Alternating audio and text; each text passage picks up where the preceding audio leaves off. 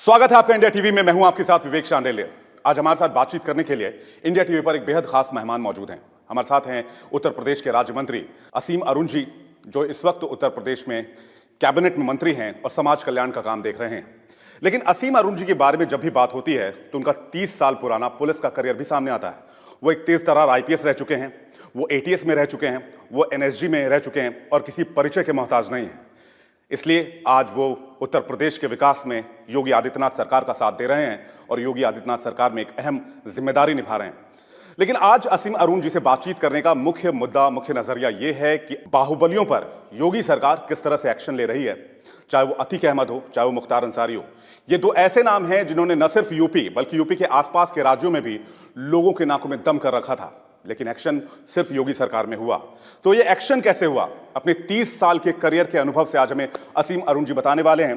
असीम अरुण जी, बहुत बहुत स्वागत है आपका इंडिया टीवी पर। बहुत धन्यवाद। पहला सवाल मेरा आपसे ये होगा, योगी आदित्यनाथ ने सदन में एक बहुत बड़ी बात कही।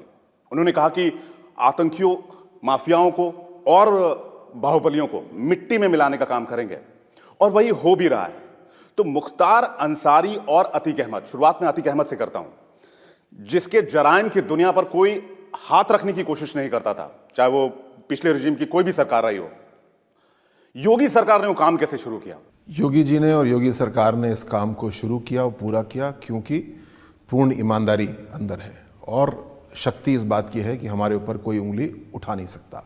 जब ये ईमानदारी होती है, जब ये शक्ति होती है तो सख्ती करने की ताकत भी आती है। और योगी जी ने जो कार्रवाई पिछले 6 साल में कराई है, अपराधी, माफिया, गुंडे, आतंकवादी, इनके खिलाफ, इसका कोई तुलना नहीं है, इसका कोई कंपैरिजन नहीं है पिछले कभी। और क्यों ये माफिया बढ़ा, क्यों ये गुंडे सारे बढ़े? क्योंकि जब भी एक गवर्नेंस का गैप होगा, अगर पुलिस कमज़ोर होगी तो उस शक्ति को पूरा करने के लिए माफिया बीच में आ जाएगा। और साथ साथ समाजवादी पार्टी की सरकार में इस प्रकार के माफिया को, इस प्रकार के गुंडों को जराइम के लिए भी मजबूत किया गया, उत्साहित किया गया और साथ साथ और पैसा कमाओ इस बात के लिए भी उत्साहित किया गया। तो जो 1 डिस्ट्रिक्ट 1 माफिया समाजवादी पार्टी के समय था, हम लोग सब लोग जानते हैं, अपने अपने जिले के आसपास देखिए कौन माफिया था। और आज वो माफिया सभी ज़मीन में रेंग रहे हैं, जेल के अंदर हैं या परलोक से धार चुके हैं। जो डिजर्व करते थे उसके हिसाब से उनके साथ कार्रवाई हुई है। मतलब बाबा का बुलडोजर कर रहा है। बाबा का बुलडोजर बिल्कुल चल रहा है और आगे भी चलेगा। बाबा का बुलडोजर जो है वो केवल बुलडोजर जो ज़मीन पे देखते हैं वो नहीं है। ये बुलडोजर जो है ये शक्ति का प्रतीक भी है, सख्ती का प्रतीक भी है और शक्ति का प्रतीक भी है कि जो संकल्प है, जो कानून है, वो पूरा होगा और बुलडोजर की शक्ति के साथ होगा। थोड़ा सा फ्लैशबैक में चलते हैं, 1979 की बात करते हैं। प्रयागराज तब इलाहाबाद हुआ करता था और इन दिनों कई सारे प्रोजेक्ट्स वहाँ बन रहे थे, नए कॉलेजेस बन रहे थे, उद्योग लग रहे थे, ठेके बढ़ रहे थे, बहुत सारा काम हो रहा था। और उसी समय अतीक अहमद चर्चा में आया। अतीक अहमद के पिता बहुत रसूखदार या बहुत कद्दावर आदमी नहीं थे, एक तांगा वाला थे, तांगा चलाते थे, परिवार का भरण पोषण करते थे। एक तांगे वाले का लड़का इतने बड़ा माफिया के तौर पर कैसे उभरा, वो क्या स्टोरी है? ये स्टोरी यूँ है कि जब गुंडागर्दी को बढ़ावा दिया जाए और जो राजनीतिक पार्टी है शासन सत्ता में वो बढ़ावा दे तो किस प्रकार प्रदेश का नुकसान हो सकता है, इसका ये बहुत बड़ा उदाहरण है। सन 96 की बात है, मैं प्रयागराज में उस समय इलाहाबाद में सहायक पुलिस अधीक्षक अंडर ट्रेनिंग प्रशिक्षणाधीन था। तो एक बहुत गंभीर घटना उस समय हुई जिसका विवरण मुझे अच्छे से याद है कि अतीक अहमद के बेटे, इसके द्वारा एक मर्डर किया गया सरे शाम सड़क पे। किस बात पे? क्योंकि किसी व्यक्ति ने उसकी गाड़ी ओवरटेक कर ली थी। सिर्फ ओवरटेक करने की वजह से? ओवरटेकिंग को लेकर के उसको रोका और उससे कुछ थोड़ी सी कहासुनी मात्र हुई और उसके ऊपर फायर कर दिया, गोली चला दी। उस समय खौफ इस तरह का था कि जिसको गोली लगी, लड़के को जो मारा गया, उसके पिता एफआईआर लिखाने से डर रहे थे, जिसकी लाश वहाँ पे पड़ी हुई है। उसके बाद में मेरे एसएसपी उस समय थे श्री रजनीकांत मिश्रा जी, उन्होंने बड़ी कठोर कार्रवाई उस समय करने का प्रयास किया। तो आप समझ सकते हैं इनकी जड़ें कितनी गहरी हैं कि ये वाराणसी के एक थाने में, नाम मैं भूल रहा हूँ, उस व्यक्ति को वाराणसी के थाने में हवालात में दिखाया गया जो अक्यूज था। उस पर भी फिर जांच हुई, इसको गलत प्रूफ किया गया। लेकिन कितना दुस्साहस उस समय इन लोग का था और रजनीकांत मिश्रा साहब जैसे कद्दावर अधिकारी, केवल उन्हीं की हिम्मत थी कि वो उससे टक्कर ले पाते अन्यथा तो जो एफआईआर लिखाने तक को तैयार नहीं था उसी रास्ते पे जाते। ये मैं उदाहरण इसलिए बता रहा हूँ कि इस तरह कदम दर कदम ये माफिया आगे बढ़ा है। और आज से 6 साल पहले जब योगी जी ने प्रदेश की कमान संभाली तो परिस्थितियाँ इतनी चुनौतीपूर्ण थीं, लेकिन कानून का राज स्थापित करने के लिए कानून के तरीके से ऐसे सभी माफिया के खिलाफ व्यापक कार्रवाई की गई है। जो आप देखते हैं अपराधियों के खिलाफ कार्रवाई, बुलडोज़र या जब गोली चलाते हैं तो हम गोली से जवाब देते हैं, ये तो सबसे विजिबल दिखने वाली चीज़ है। लेकिन इनको आर्थिक रूप से तोड़ा गया है, इनके खिलाफ छोटे बड़े जो मुकदमे हर एक में कार्रवाई की गई है, जमानतें तोड़वाई गई हैं, इनके गैंग पंजीकृत करके गैंग के खिलाफ कार्रवाई की गई है। तो उत्तर प्रदेश पुलिस ने योगी जी के निर्देशन में एक बहुत ही व्यापक योजना बना करके इनकी घेराबंदी की है और कानून के सामने इनको घुटने पे लाके खड़ा कर दिया है। कहते हैं अतीक अहमद 17 साल की उम्र में ही अपराध की दुनिया में उतर गया था और पहली मर्डर से 17 साल के आसपास की थी। जी, ये बात सही है। और इसी प्रकार ये केवल वर्चस्व स्थापित करने के लिए अतीक अहमद भी और ऐसे और भी माफिया, खासकर अतीक अहमद के ऐसे लोगों के लिए एक पुलिस अधिकारी के रूप में अनुभव देख सकता हूँ मैं। कई अपराधियों के लिए जब उनके सामने चॉइस आती है कि कोई परिस्थिति है तो उनके लिए फर्स्ट चॉइस मर्डर होती है कि किसको मार दें, मार के ये हल हो जाएगा। इस प्रकार का कानून के प्रति दुस्साहस इनके मन में बैठा हुआ है और ये युग का अंत हो चुका है। और जो प्रयागराज की घटना अभी है ये निश्चित रूप से इस युग के पूर्णतः अंत का स्वरूप बनेगा, क्योंकि आज की तारीख में किसी की हिम्मत नहीं थी कि ऐसा करे। इन्होंने जो दुस्साहस किया है उसका परिणाम ऐसा मिलेगा जो योगी जी ने कहा मिट्टी में मिला देंगे, बिल्कुल मिट्टी में मिला दिया जाएगा। केवल अतीक अहमद नहीं, ऐसा हर एक माफिया, गुंडा, आतंकवादी कोई भी उत्तर प्रदेश में पनप नहीं सकता है, बल्कि यहाँ पे कदम नहीं रख सकता। जो जानकारी निकलकर सामने आती है वो ये आती है कि अतीक अहमद को कहते हैं तब के ही समय में कुछ लोगों ने चांद बाबा करके एक बहुत बड़ा वो हुआ करता था, बाहुबली हुआ करता था, उसके खिलाफ खड़ा किया गया क्योंकि उसका दबदबा इतना, कहते कि पुलिस वाले भी उसकी गली में जाने से, उसके इलाके में जाने से डरते थे। और उसी को काउंटर करने के लिए अतीक अहमद को उस समय थोड़ी छूट दी गई। लेकिन पुलिस वालों को उस समय नहीं पता था कि जिस अतीक अहमद को आज वो चांद बाबा के खिलाफ थोड़ा सा पुश कर रहे हैं वो आगे आने वाले समय में उनके लिए सबसे बड़ी चुनौती साबित होने वाला है। चांद बाबा के बारे में कुछ बताइए अगर आपको। अब देखिए, जब भी इस प्रकार का खेल सरकारें खेलेंगी या पुलिस खेलेगी तो उसका दुष्परिणाम तो होना ही है। और रणनीति या स्ट्रैटेजी जो योगी सरकार की वो बिल्कुल सीधी, नाक की सीध वाली है। जो अपराधी है उसके खिलाफ वही कार्रवाई होगी जो वो डिजर्व करता है। कार्रवाई क्या होगी? कानून के सामने उसको लाया जाएगा, उसको सजा दिलाई जाएगी। आज से कुछ साल पहले पुलिस का मनोबल ऐसा हो गया था कि अगर पुलिस के ऊपर गोली चलाएं तो पुलिस वाले बेहतर समझते थे कि छुप जाओ और अपनी जान बचा लो या यहाँ से भाग लो। ये पहले के रिजीम में हुआ करता था। लेकिन आज योगी जी के समर्थन से, कानून का राज स्थापित करने के आत्मविश्वास के कारण आज उत्तर प्रदेश पुलिस किसी भी मैदान को छोड़ के भागती नहीं है। अगर जैसे प्रयागराज के जो अपराधी हैं, इन्होंने जिस प्रकार सड़क पे गोली चलाई, आपने देखा कितने दुस्साहस इन्होंने किया। लेकिन जब पुलिस इनको गिरफ्तार करने जाएगी तो पुलिस जानती है कि ये हमारे ऊपर गोली चला सकते हैं और उस तैयारी के साथ हम जाते हैं।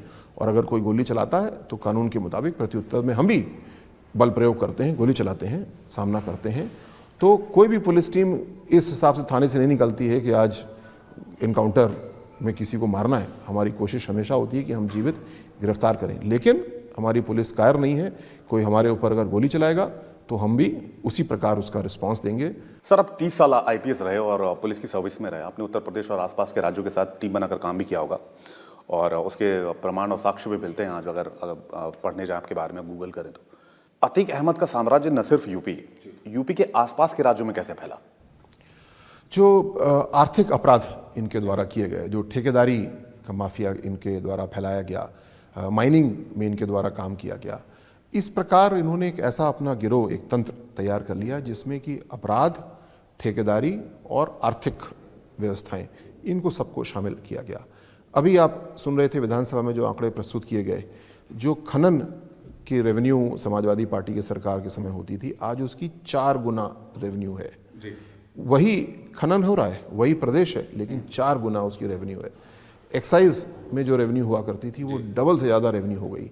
ये पैसा कहाँ से आया, या बल्कि बड़ा सवाल है ये पैसा कहाँ तो आप कह रहे हैं जा रहा था? माफिया और बाहुबली के पास ये डाइवर्ट हो। बिल्कुल, जो माइनिंग खनन का व्यापार हो रहा था उसमें पूरी तरीके से इसको माफिया के हवाले कर दिया गया था। और उसी रेवेन्यू से बढ़ते चले। एक्साइज यानी जो शराब के ऊपर या एक्साइज की और टैक्सेशन है वो इस प्रकार के ठेकेदारों के हवाले बेच दिया गया था और उसका परिणाम ये कि हज़ारों करोड़ रुपए इस प्रकार माफियाओं के पास पहुंच रहे थे जो उनकी शक्ति थी। तो योगी जी ने इसको नष्ट करने के लिए, कानून का राज स्थापित करने के लिए सबसे पहले इन व्यवस्थाओं को ठीक किया जिससे जो पैसा यहाँ पहुँच रहा है वो ना पहुँचे, और उसके साथ साथ जो इनके आपराधिक कारनामे पुराने हैं उसमें कानून इनको सज़ा दे रहा है, जेल में हैं, व्हीलचेयर पे आ चुके हैं, स्ट्रेचर पे भी जल्दी आएंगे और कानून का राज स्थापित है। प्रदेश की जनता अपार खुश है इस कार्रवाई से और संतुष्ट है क्योंकि उत्तर प्रदेश का हर नागरिक चाहता है कि कानून का राज स्थापित हो। वो स्वयं भी कानून से चलना चाहता है लेकिन साथ साथ ये भी देखना चाहता है कि उसके सांसद, विधायक किसी भी पार्टी के हों वो भी कानून के मुताबिक चलें। अतीक का कितना खौफ था? आपने सर्विस दी है, आप पुलिस में रहे हैं, कभी आपसे अतीक के गुर्गों का सामना हुआ? कभी आपको कोई ऐसी जानकारी मिली या कोई बात ऐसी जानने को मिली जो पब्लिक डोमेन में बहुत कम है, बहुत लोग नहीं जानते हैं? क्यों इसका खौफ इतना ज़्यादा था? अब मेरा व्यक्तिगत तो नहीं क्योंकि मैं प्रशिक्षणाधीन आईपीएस उस समय था, लेकिन मैं निकटता से देखता था और उस समय की स्थितियां कुछ इस प्रकार की हुई करती थी कि जब जुलूस निकलता था मुहर्रम का तो अतीक अहमद माफिया एक घोड़े पे सवार होकर के निकलता था। अच्छा। और साथ साथ और लोग होते थे और जिधर चाहते तो निकल जाते थे। तो वो त्यौहार है, चाहे मुहर्रम हो चाहे कोई और त्यौहार हो, वो त्यौहार की तरह होना चाहिए, लेकिन उसको एक शक्ति प्रदर्शन, उसको खौफ का रूप नहीं होना चाहिए और वो इसी प्रकार आयोजित करते थे। और इनका अगर देखें तो जो मूल समूह है बहुत छोटा सा है, लेकिन पैसे की वजह से, वैध अवैध शस्त्रों की वजह से एक दबदबा बनाने में कायम हुए और एक पूरी पीढ़ी मैं समझता हूँ प्रयागराज में और आसपास में इस बात से कानून के राज से वंचित रह गई, आर्थिक प्रगति से वंचित रह गई जो अब हम लोग को मिल रही है। कहते हैं बड़ी लग्जरी गाड़ियों का भी शौकीन था, विदेशों से हथियार मंगवाना, ऑटोमेटिक राइफल्स, मशीन गन्स का भी बड़ा शौकीन था। ये आपने अभी देखा जो बुलडोजर परसों चला तो शस्त्र निकल करके आने लगे। पूर्व की अभी आपके पास रिकॉर्ड है, सारे शस्त्र जो बरामद हुए हैं, AK सीरीज की राइफल्स ऐसे गिरोहों के पास से बरामद हुई है। इंटरनेशनल टेररिस्ट के संपर्क में भी था। विस्फोटक का प्रयोग करना ये आपने अभी भी घटना में देखा, पहले भी देखा। तो दुस्साहसिक अपराधी निश्चित रूप से हैं, सुसज्जित भी हैं, लेकिन इनसे सामना करने की ना तो पुरानी सरकारों की इच्छा थी, न पुराने समय की पुलिस को सुसज्जित किया गया। आज सरकार की, योगी जी की प्रबल इच्छा शक्ति है, बुलडोजर की शक्ति वाली इच्छा शक्ति है और पुलिस को उसके लिए सुसज्जित किया गया है, प्रशिक्षित किया गया है, मनोबल मजबूत किया गया है, सपोर्ट किया गया है, जिसकी वजह से आज पुलिस जहाँ पे ज़रूरत है उसी प्रकार के बल के हिसाब से कार्रवाई कर। आप कह रहे हैं आज ये कार्रवाई की जा रही है, आज ये एक्शन लिया जा रहा है, आप कह रहे हैं कि आज तमाम जो ज़रूरी कदम है वो उठाए जा रहे हैं, लेकिन सवाल ये है कि पिछली सरकारों के मनोबल में क्या कमी थी? चाहे वो सपा की सरकार रही हो, बसपा की सरकार रही हो और भी रिजीम रहे हो, ये तो 1979 से उठ खड़ा हुआ था और ये 79 से लेकर अभी आप 2023 चल रहा है। जब योगी सरकार आए उसके बाद से कार्रवाई शुरू हुई, यानी कि 6 साल पहले से। इसके पहले लगभग 25-26 साल ना कोई रोकने वाला ना कोई टोकने वाला, किसी सरकार ने कोशिश नहीं की कि कम से कम लोगों को जो खौफ है, जो डर है, उससे आज़ादी दिलाई जाए। दावे तो सब करते थे। मेरा सवाल यह है कि किसी सरकार ने हिम्मत क्यों नहीं दिखाई या हिम्मत कर नहीं पाते थे कि अतीक के खिलाफ बोलेंगे तो फिर नुकसान हो जाएगा, वोट बैंक की दिक्कत हो जाएगी, कुछ भी। तो अब राजनीति में सवाल का जवाब भी आप दे सकते हैं। राजनीतिक रूप में भी, पुलिस के रूप में और समान नागरिक रूप में भी पिछली सरकारों की, खासकर समाजवादी पार्टी सरकार की इच्छा शक्ति की बात नहीं है। उनके मन में ये सिद्धांत ही नहीं है कि कानून का राज होना चाहिए। उनके मन में ये सिद्धांत है कि आज मेरी सरकार है तो मेरे बल के अनुसार, मेरे मन के अनुसार काम चलेगा। लोकतंत्र लोक मत लेता है और लोक मत को क्रियान्वित करता है, लेकिन समाजवादी पार्टी के नेताओं की, अतीक अहमद की, इनकी मनोवृत्ति, इनकी एटीट्यूड ये है कि मैं आज सरकार में हूं तो जो मैं कहूंगा ये होगा। आप इसको यूँ सोच के चलिए कि जिस समय समाजवादी पार्टी की सरकार प्रयागराज में, उत्तर प्रदेश में थी और अतीक अहमद वहाँ का विधायक है या वहाँ का सांसद है, वहाँ के SSP, DIG आदि SHO क्या उसके खिलाफ काम करेंगे? जो नंबर 1 माफिया है उसको तो आपने राजनेता बना दिया, तो वहाँ की पुलिस का क्या मनोबल रह जाएगा और क्या काम करने की, क्यों ये रास्ता चुना गया? मैं यही इसके पीछे की बात जानना चाह रहा हूँ। आखिर रास्ता क्यों चुना गया? क्या मजबूरी थी? शुरुआत से ही जब गुंडागर्दी, ये अतीक का दबदबा था। देखिए, अतीक अहमद केवल एक व्यक्ति नहीं है या एक समूह नहीं है, ये समाजवादी पार्टी की जो पूरी खेप खड़ी की गई थी उसका एक हिस्सा है। और जैसा one district one mafia Samajwadi party ने विकसित किया, आप देखिए गाजियाबाद में, यहाँ पे नाम हमें पता है जो उन्होंने माफिया चिन्हित किए। अभी चुनाव हुआ तो मदन भैया नाम के एक माफिया, जिनकी इतनी लंबी फहरिस्त है अपराधों की, आज भी इन्होंने अभी भी सबक नहीं सीखा, इतने गलती के बाद में अब एक अपराधी को वहाँ पे चुनाव में खड़ा किया। तो बहुत ही महत्वपूर्ण बात है कि शुचिता राजनीति में होनी चाहिए। भारतीय जनता पार्टी, योगी जी न सिर्फ स्वयं साफ सुथरी छवि के हैं, लेकिन एक एक व्यक्ति का ध्यान रखा जाता है, किसको पार्टी में दिया जा रहा है, किसको टिकट दिया जा रहा है, और साथ साथ ब्यूरोक्रेसी को, पुलिस को, अधिकारियों को एक ऐसा माहौल, एक ऐसा निर्देश दिया गया है कि आपको कानून के दायरे में चलना है। कोई गलत सिफारिश भी कर रहा है तो आप हमको बताइए, हम उसको ठीक कर देंगे। पहले तो करता नहीं कोई, और संशय तो दूर किया जाता है। तो कानून का राज बहुत आसान सी बात लगती है, लेकिन इसको लागू करने के लिए ऑनेस्टी ऑफ पर्पस, ईमानदारी चाहिए, मन की भी, वचन की भी, पैसे की भी, जो योगी जी के अंदर भरपूर है।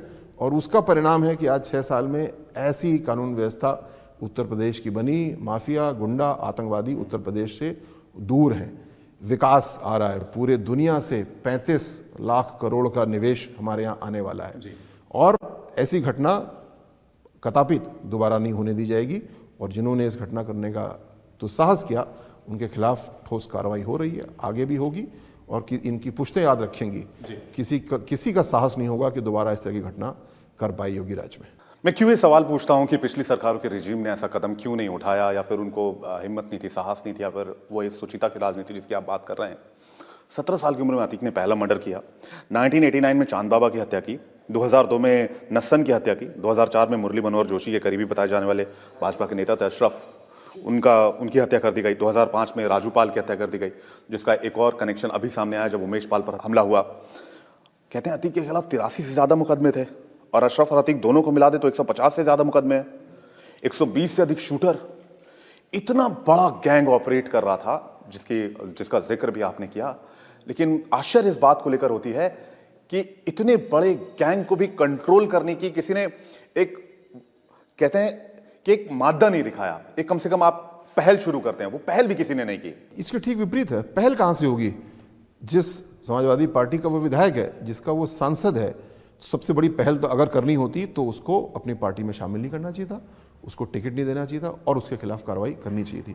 तो ये तो अगर हम देखें तो एक छोर है कानून व्यवस्था को लागू करने का, एक है कानून व्यवस्था को बिगाड़ने का। तो समाजवादी पार्टी तो अतीक अहमद, मुख्तार, ऐसे अन्य लोगों के जरिए पूरी व्यवस्था को उत्तर प्रदेश की इस छोर पे ले आई थी, जिसकी वजह से आज से 6 साल पहले, याद करिए, पश्चिमी उत्तर प्रदेश में हो चाहे पूर्वी उत्तर प्रदेश हो, किस प्रकार वसूली होती थी अवैध रूप से, किस प्रकार अपहरण होते थे, और जिसकी वजह से कोई उत्तर प्रदेश में निवेश करना भी चाहता था तो वो सोच करके छोड़ देता था। और जो उत्तर प्रदेश का निवासी है, वो भी अपनी अगली यूनिट लगानी होती थी तो सोचता था उत्तर प्रदेश के बाहर जा करके मैं लगाऊंगा। और आज पूरी दुनिया आ रही है उत्तर प्रदेश में निवेश करने के लिए, हमारे बच्चों को नौकरियों के अवसर देने के लिए, बिजनेस लगाने के अवसर देने के लिए। ये अंतर है।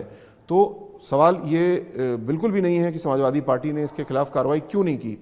सवाल ये है कि समाजवादी पार्टी ने ऐसी अपराधियों की नर्सरी क्यों पैदा की, और जो बोया वही आज काट रहे हैं। तो योगी आदित्यनाथ सदन में भी कह रहे थे कि आपने ऐसे गुंडों और माफियाओं को पाला, जिसकी वजह से प्रदेश की स्तर से स्थिति हुई और आज उनको कंट्रोल करना पड़ रहा है। योगी आदित्यनाथ के बयान के पीछे यही वजह जो समाजवादी पार्टी ने बोया, आज प्रयागराज में देखिए स्वयं काट रहे हैं। दोनों ही पक्ष समाजवादी पार्टी से जुड़े हुए हैं, लेकिन भारतीय जनता पार्टी के लिए ये कानून के राज का मुद्दा है, इसमें पॉलिटिक्स वाली कोई बात नहीं है। जो अपराधी हैं उनके खिलाफ कठोर कार्रवाई हुई है, आगे और कठोर कार्रवाई होगी, जिससे कि भविष्य में किसी की हिम्मत ना हो कि इस प्रकार का दुस्साहस करने के बारे में सोचे भी। अतीक अहमद के गुर्गों पर, उनके करीबियों पर अभी बहुत एक्शन हो रहा है, उस एक्शन के बारे में भी थोड़ा बताइए। पूरे गिरोह को न्यूट्रलाइज करने के लिए जो काम किए जा रहे हैं, एक तो इसमें सबसे पहले एक एंटी भूमाफिया टास्क फोर्स बनाई गई थी, ताकि जहां जहां ज़मीनों पे कब्जे के काम हो रहे हैं उसको व्यवस्थित किया जाए।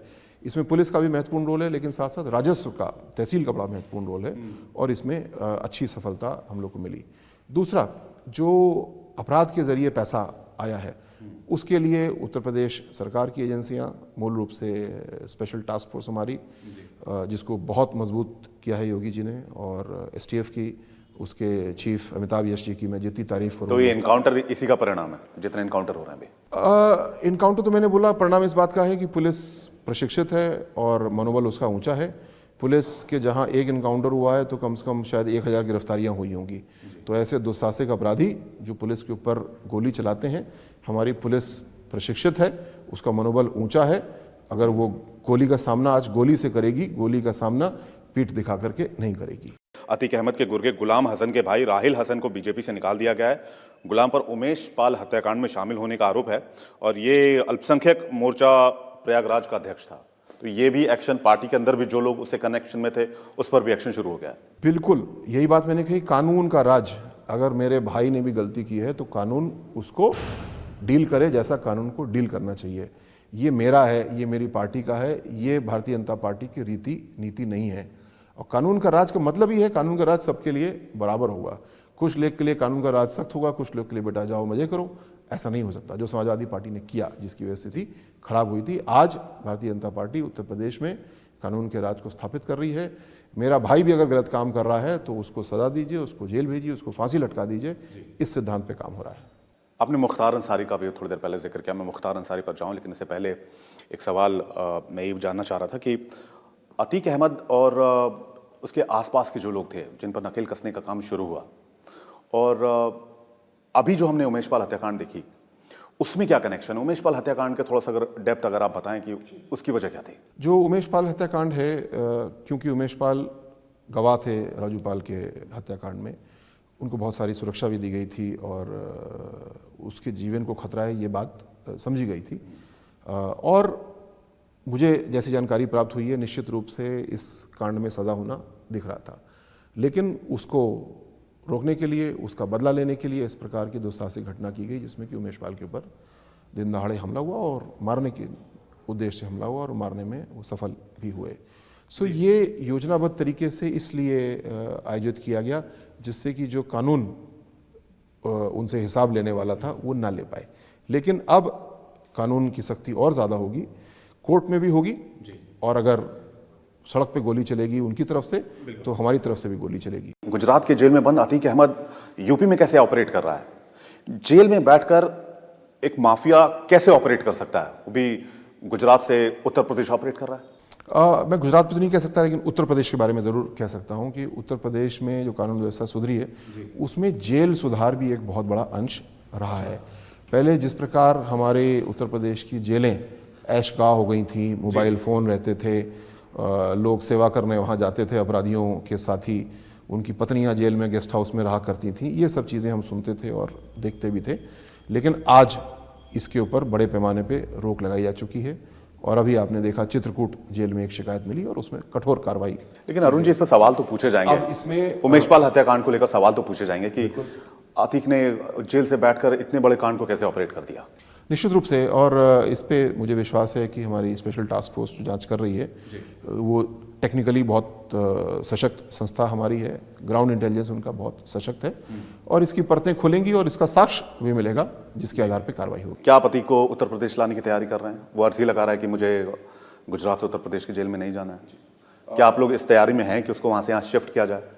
ज़रूर, जैसे मुख्तार अंसारी को उत्तर प्रदेश के कानून के राज के सामने, कोर्ट के सामने लाया गया। कानून में कुछ प्रावधान ऐसे होते हैं कि अगर दूसरे राज्य का केस है तो कभी कभी वहाँ के कोर्ट्स ऐसा बोलते हैं कि हमारे केस पूरे हो जाएं तब अपने केस में लेकर के जाओ। मुझे विश्वास जानकारी नहीं है, संभवतः ऐसा गुजरात के कोर्ट से होगा।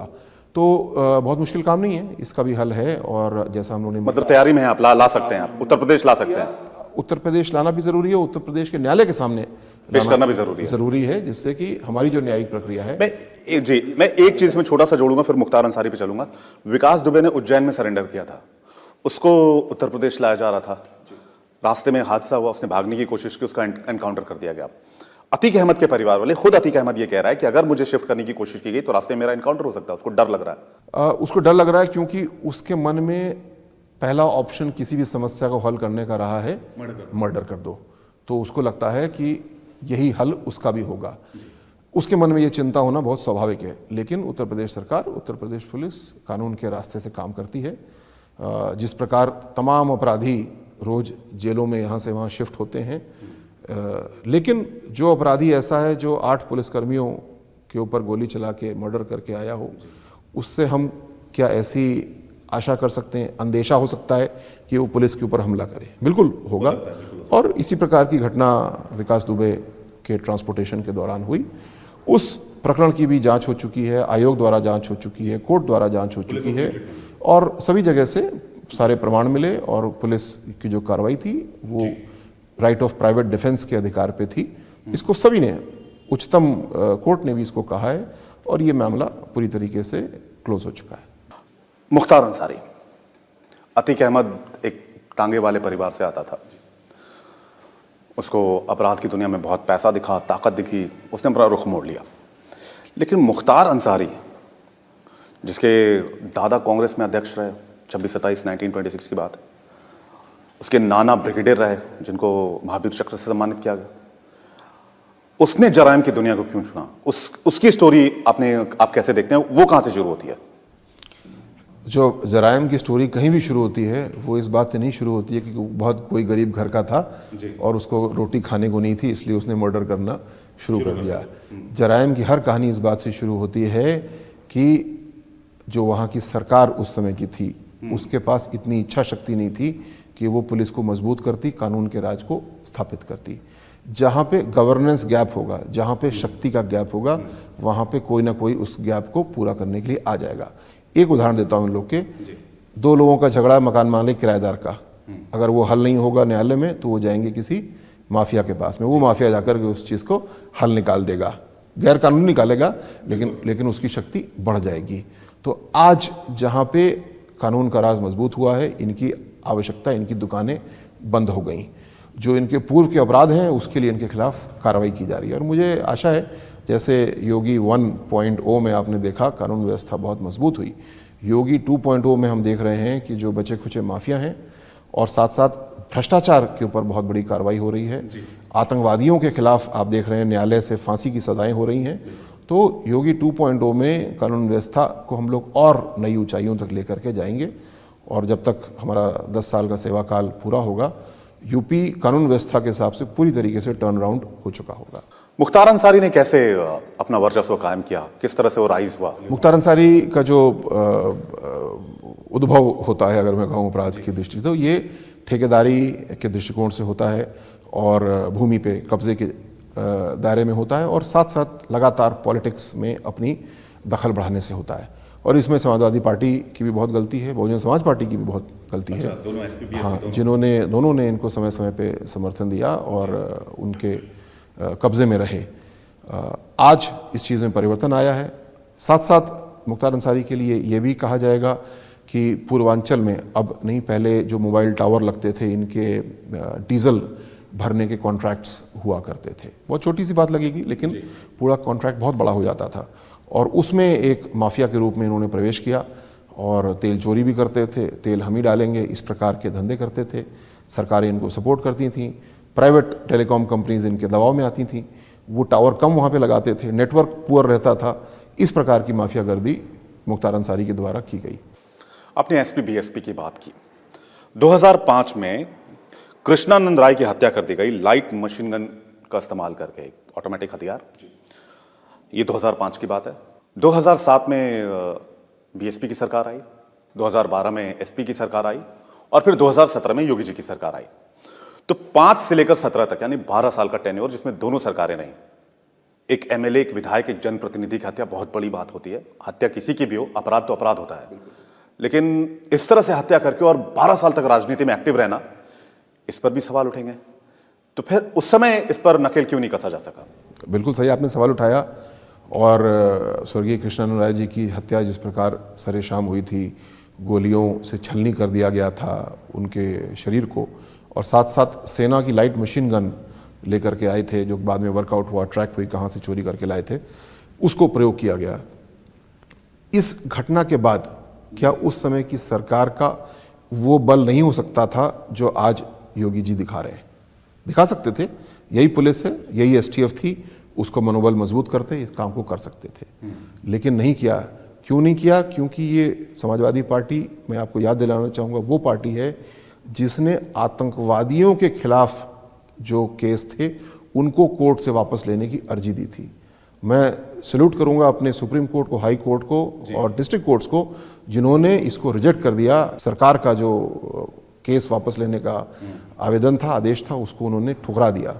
वरना आज अगर समाजवादी पार्टी की चलती तो जितने आतंकवादी केस उत्तर प्रदेश में चल रहे हैं वो उसको वापस विड्रॉ कर चुके होते या आतंकवादी खुले घूम रहे होते। ऐसा कोई कैसे सोच सकता है? आप सोचिए, अगर किसी आतंकवादी के केस को वापस लेने के बारे में आप सोच सकते हैं, जिनके पास से ऑटोमेटिक असलहे बरामद हुए हैं, एक्सप्लोजिव बरामद हुए हैं, पाकिस्तान के नेशनल हैं, उनके खिलाफ केसेस को वापस लेने के बारे में जो पार्टी सोच सकती है, उसका कानून के राज में कोई विश्वास नहीं है, ना है, ना कभी होगा।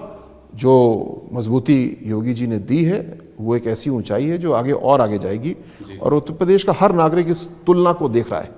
ये ऐसा नहीं है कि अखिलेश जी ने थोड़ा प्रयास किया, योगी ने ज़्यादा प्रयास किया, नहीं। अखिलेश जी की समाजवादी पार्टी की दिशा ही गलत रही हमेशा। ऐसा नहीं है कि उन्होंने प्रयास किया और असफल हो गए, उनकी दिशा ही गलत रही, अपराधों को बढ़ावा देने की रही, आतंकवादियों के केस वापस लेने की रही, ये सब रिकॉर्ड पे है। तो ये स्थितियां हैं और इसकी तुलना हम सबको दिख रही है और इसका परिणाम भी हम लोग को दिख रहा है। क्या इनका कनेक्शन कभी ISIS या विदेशी आतंकियों से रहा हो, पाकिस्तानी आतंकियों से रहा हो? कभी आपको ऐसी कोई बात जानने को मिली हो या फिर कोई आपको ऐसा साक्ष्य मिला हो? जो अभी एक केस हुआ था 2017 में, जिसमें कि आईसिस का एक ग्रुप था, कानपुर जाजमऊ से बना, और उन्होंने भोपाल में जाकर के एक विस्फोट किया। उस समय मैं ATS को हेड कर रहा था। एक एनकाउंटर हुआ लखनऊ में, जिसमें सैफुल्ला नाम का एक आतंकवादी हमारे गिरफ्तारी के तमाम प्रयास इसमें NIA अदालत की फैसला मारा गया। फैसला भी है। NIA कोर्ट ने अभी इसमें 3-4 दिन पहले फैसला दिया। 8 इसमें तो इस केस को आपने लीड किया था, और मुझे बड़ी संतुष्टि होती है, गौरव होता है कि इसमें से 7 आतंकवादियों को फांसी की सजा सुनाई गई है और एक अपराधी को आजीवन कैद दी गई है। ये एक ऐसा उदाहरण है जहां पे योगी सरकार ने ATS को मजबूत करने के लिए बहुत काम किया। मैं जब ATS का हेड था तो मुझे आपको बताते हुए खुशी होती है कि ATS के लिए गाड़ी चाहिए हो, संसाधन चाहिए हो, नियम चाहिए हो, मांगने भर की देर होती थी और योगी जी तुरंत उपलब्ध कराते थे। एक कमांडो यूनिट बनाई गई, special police operations team. Commando unit के लिए एक भवन बहुत बड़ा बना के तैयार कर दिया गया था, बहुजन समाज पार्टी के समय स्वीकृत हुआ था, लेकिन समाजवादी पार्टी की सरकार में कमांडो यूनिट बनेगी, उसमें कौन नियुक्त होगा, इसी का आदेश 5 साल जारी नहीं हुआ। ये इनका कानून के राज के प्रति विश्वास था, और योगी जी ने सरकार आते ही वो प्रस्ताव मांगा, उसको बढ़िया कराया, और आज स्पेशल पुलिस ऑपरेशंस टीम के नाम से जैसी राज्य के लेवल देश के लेवल पे NSG की टीम है, उत्तर प्रदेश की अपनी टीम है, स्पॉट टीम, जो इस प्रकार की कार्रवाई करती है, ATS का हिस्सा है। तो विशेषज्ञता विकसित करनी है, टीम की भी, व्यक्ति की भी, जो योगी जी ने किया और उसका परिणाम हम लोग को मिला है। योगी जी का मैकेनिज्म, योगी सरकार का कैसे काम करता है? कैसे माफियाओं और आतंकियों और बाहुबलियों पर नकेल कसा गया पिछले 6 सालों में? आप कितना समझ पाए इस चीज को? बहुत कौन कौन से टीम बनाई गई है, पुलिस में कौन कौन सी टीम बनाई गई है, वो कैसे ऑपरेट करते हैं? बिल्कुल, बहुत ही सिस्टमैटिक तरीके से ये काम पूरा किया जा रहा है। सबसे पहले एक एंटी भूमाफिया टास्क फोर्स बनाई गई, जिसमें पुलिस भी है, राजस्व भी है, विकास प्राधिकरण भी है, फॉरेस्ट डिपार्टमेंट भी है, एंटी भूमाफिया जमीन से जुड़े हुए। क्यों? क्योंकि माफिया क्या है? माफिया केवल वो व्यक्ति नहीं जिसके हाथ में एक हथियार आ गया है। माफिया जिसके हाथ में तमंचा या बंदूक भी है और उसके हाथ में नोट की गड्डी भी है। तो उसकी नोट की गड्डी को भी देखना है, इस तमंचे को भी देखना है, तब माफिया को समाप्त कर पाएंगे। तो एक एंटी नारकोटिक्स टास्क फोर्स अभी बनाई गई है, जिसने बहुत बढ़िया काम शुरू किया अपना। क्यों? क्योंकि जो ड्रग्स का पैसा आ रहा है उसके जरिए माफिया आगे बढ़ सकता है, उसको रोका जा रहा है। स्पेशल टास्क फोर्स को मजबूत किया गया है, नई इकाइयां खोली गई हैं। इस प्रकार कुछ विशेषज्ञ इकाइयां बनाई गई हैं, इनके पुलिसकर्मियों को विशेषज्ञता दी गई है, अधिकार दिए गए हैं, उपकरण दिए गए हैं। ये सब हाईटेक है, 24/7 काम करते हैं। जाहिर बात है, आज की तारीख में अगर किसी फॉर्च्यूनर में बैठे हुए अपराधी को पकड़ना है तो हमको फॉर्च्यूनर या उससे और तेज और उससे मजबूत गाड़ी चाहिए होगी, और वो बीजेपी सरकार ने, योगी जी ने पूरी पुलिस को दी है। विशेषकर STF को और ATS को और सुसज्जित किया है, क्योंकि हमारा सामना और दुर्दांत अपराधियों से होता है। तो जहां एक और विशेषज्ञ इकाइयां बनाई गई हैं, कानूनी अधिकार दिए गए हैं, उपकरण दिए गए हैं, लेकिन सबसे बड़ी बात पुलिसकर्मियों का मनोबल ऊंचा किया गया है। जहां भी पुलिसकर्मियों ने कार्रवाई की है, पुलिसकर्मियों को पूरी जांच के बाद मेडल मिले हैं, पुरस्कार मिला है, शाबाशी मिली है, और पूरे विभाग को भी सशक्त किया गया है, शाबाशी दी गई है, जिसका परिणाम ये है कि आज जहां भी अपराध होते हैं अगर थोड़े बहुत, तो पुलिस उसको तुरंत हल कर लेती है। अगर कोई अपराधी पुलिस के ऊपर गोली चलाने का प्रयास करता है, सोचता भी है, तो पुलिस पीठ नहीं दिखाती है, पुलिस जवाब देती है उसका। असीम अरुण जी, आपने कन्नौज सदर में जाकर चुनाव लड़ा, कहते थे बड़ी चुनौती थी। वहां पर समाजवादी पार्टी का गढ़, अनिल कुमार जी 3 बार के विधायक, तो आपने क्यों एक्सेप्ट किया? आपको कभी नहीं लगा कि ये जो 3 बार के सिटिंग विधायक हैं, कन्नौज समाजवादी पार्टी का गढ़ है, लोग आप पर विश्वास नहीं करेंगे, आप चुनाव हार सकते हैं? आपने क्यों चैलेंज स्वीकार किया और राजनीति में आने का तय किया? जब ये प्रश्न मेरे सामने आया कि मैं नौकरी 9 साल पहले छोड़ दूं और भारतीय जनता पार्टी का सदस्य बनूं और शायद चुनाव लड़ूं, तो सबसे बड़ा सवाल एक 4 अक्षर का शब्द था, रिस्क। और पॉलिटिक्स में या बिजनेस में, जो बिजनेस नौकरी छोड़ करके स्वयं बनाना चाहता है, ये बात होती है रिस्क की केवल। और योगी जी ने मुझे यही समझाया कि जो जीवन में रिस्क लेगा वो कुछ नया करेगा। और किस बात का डर था? फेलियर का डर था। फेलियर का, हाँ। हार सकते थे, तो चुनाव हो रहा है, चुनाव में तो कोई हारेगा और कोई जीतेगा ही, इसमें कौन सी परेशानी वाली बात है? तो मन में दोनों बातें स्पष्ट थी। अगर हार गए तो किस तरीके से आगे काम करते ये भी तय था, जीत गए तो किस तरह से काम करेंगे ये कुछ तय था, कुछ ईश्वर का आशीर्वाद, समाज कल्याण विभाग की सेवा करने का मौका दिया गया। हाँ, ये बात ज़रूर है कि अनिल कुमार दौरे जी, मैं उनका बहुत सम्मान करता हूँ, वो 3 बार के विधायक समाजवादी पार्टी से थे और भारतीय जनता पार्टी उससे मतलब करीब 20 साल पहले वहाँ से जीती थी। लेकिन भारतीय जनता पार्टी की बहुत गहराई है। मैं तो रहने वाला कन्नौज का हूँ, लेकिन राजनीतिक दृष्टिकोण से नया था, पर भारतीय जनता पार्टी के संगठन ने, हमारे नेतृत्व ने इतनी मेहनत की थी, इतना मुझको समर्थन दिया, तो रिजल्ट तो सबके सामने, इतना प्यार दिया कि वहाँ से मैं नहीं जीता, पूरी पार्टी जीती। योगी सरकार एक चेहरा होता है और हम लोग 20 साल के बाद कन्नौज वापस अपनी सेवाएं दे रहे हैं। ये ज़रूर मैं कहूँगा, राजनीतिक दृष्टिकोण से कभी भी किसी भी स्थान को अगर हमने गढ़ समझ लिया, जैसे समाजवादी पार्टी ने, अखिलेश जी ने कन्नौज को अपना गढ़ समझ लिया, तो बहुत बड़ी गलती की। आज कन्नौज से सारे चयनित पद भारतीय जनता पार्टी के हैं, लेकिन नहीं, कन्नौज हमारा गढ़ नहीं है, ना कभी होगा। हमारा कोई गढ़ नहीं है। हम हर जगह सेवा करते हैं, हम 5 साल सेवा करते हैं और उस सेवा के आधार पे हम वोट मांगने जाते हैं कि अगर हमारा काम आपको अच्छा लगा तो हमें आप दोबारा मौका दीजिए। हमारा गढ़ है, हमारा वोट बैंक है, हमारा आपके वोट पे अधिकार है। नहीं। आखिरी सवाल छोटा सा लूंगा, माफियाओं और बाहुबलियों के ऐसे ही ईंट से ईंट बजाते रहेंगे?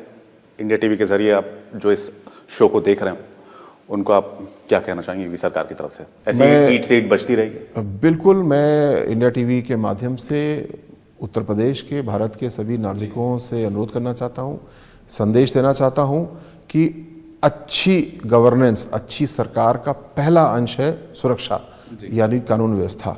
ये बात ये नहीं है कि किसके यहाँ बुलडोजर चला, ये बात है कि आप घर से निकलते हैं तो आप सुरक्षित महसूस करते हैं कि नहीं। और योगी सरकार इस बात के लिए दृढ़ संकल्प है कि आप रात को 2 बजे, सुबह 4 बजे अपने घर से निकलें, आप सुरक्षित निकलेंगे और सुरक्षित अपने गंतव्य तक पहुंचेंगे। इसको प्रभावित करने के लिए गुंडा, माफिया, आतंकवादी, इनके लिए उत्तर प्रदेश में कोई स्थान नहीं है। लगभग सभी को हम नष्ट कर चुके हैं, न्यायालय से सजा दिला चुके हैं या जेल में हैं। अगर कोई बच गए या किसी नए ऐसे अपराधी को कोई स्वप्न आ रहा है, तो ऐसे लोगों के लिए मिट्टी में मिला दिए जाने की जो बात योगी जी ने कही है वो होगी। ऐसे अपराधियों की ईंट से ईंट बजा दी जाएगी, कोई भी उत्तर प्रदेश में स्थान नहीं पाएगा। बहुत बहुत शुक्रिया असीम अरुण जी, हमसे बातचीत करने के लिए, अपना कीमती वक्त हमें देने के लिए। बहुत धन्यवाद। तो असीम अरुण जी, समाज कल्याण राज्य मंत्री उत्तर प्रदेश में, और खुलकर बातचीत की, चाहे वो अतीक अहमद हो, मुख्तार अंसारी हो, योगी सरकार के काम करने का तरीका हो, अपराध को कंट्रोल करने का तरीका हो, हर एक बात पर बेबाकी से असीम अरुण जी अपने बात रखी। हम उनका बहुत बहुत धन्यवाद करते हैं हमारे साथ जुड़ने के लिए। इंडिया टीवी पर खबरों का सिलसिला लगातार जारी है।